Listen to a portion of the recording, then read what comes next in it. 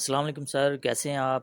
جی تو بات کرتے ہیں او ڈی آئی رینکنگ میں پاکستان کے نمبر 1 بننے کی، جو انڈین میڈیا پر اس وقت بہت چرچا ہو رہا ہے اور بعض لوگوں کو یہ بات ہضم نہیں ہو رہی، جن میں سر گنگولی صاحب ہیں۔ انہوں نے کہا ہے کہ رینکنگ سے کوئی فرق نہیں پڑتا، لیکن حریف ٹیم سے مقابلہ سخت ہوگا۔ سر تو آپ رینکنگ ختم کروا دیں، ساری ٹیمیں برابر ہو جائیں گی۔ سر رینکنگ میں نمبر 1 پہ آنے کے لیے بہت پاپڑ بیلنے پڑتے ہیں، ٹیموں کو زور لگانا پڑتا ہے، اچھی پرفارمنس ہوتی ہے، تبھی جا کر ٹیمیں نمبر 1 پہ آتی ہیں۔ ایسے ہی تھوڑا کوئی آ جاتا ہے۔ جی ایک طرف سے آپ صحیح سچ کہہ رہے ہوں گے، کیونکہ 2017 میں پاکستان رینکنگ میں 8ویں نمبر پر تھا، لیکن پاکستان نے چیمپئن ٹرافی جیت لی تھی۔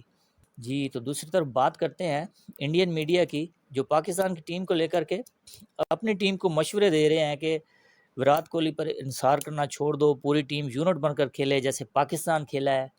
ان کی بالنگ، بیٹنگ اور فیلڈنگ ہر شعبے میں انہوں نے کمال کر دیا ہے۔